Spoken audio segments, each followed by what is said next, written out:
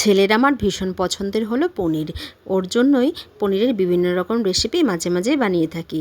আজ বানাবো পনির দো পেঁয়াজা। পনির দো পেঁয়াজা বানানোর জন্য আমি নিয়েছি 200 গ্রাম মতন পনির।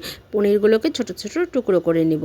পনির টুকরো করে নিয়ে সাদা তেলে হালকা করে পনিরগুলোকে ভেজে নিব। পনির ভাজা হয়ে গেলে সেই তেলে ফোড়নে দিব শুকনো লঙ্কা, এলাচ, দারচিনি, লবঙ্গ আর 4-5টা গোটা গোলমরিচ। ফোড়ন থেকে সুন্দর গন্ধ বেরোলে পেঁয়াজ নুন দিয়ে ভেজে নেব। পেঁয়াজটা ভাজা হয়ে গেলে পরে আদা রসুন কাঁচা লঙ্কা বাটা দিয়ে কিছুক্ষণ কষিয়ে নিব।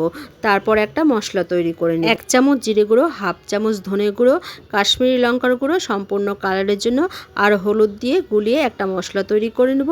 মশলা দিয়ে কিছুক্ষণ কষিয়ে নিয়ে দিয়ে দিব ফ্যাটানো টক দই আর কসুরি মেথি। কসুরি মেথি দিয়ে কিছুক্ষণ কষিয়ে দিয়ে দিলাম পনির দিয়ে দিলাম জল আর দিয়ে দিয়েছি গরম মশলা গুঁড়ো।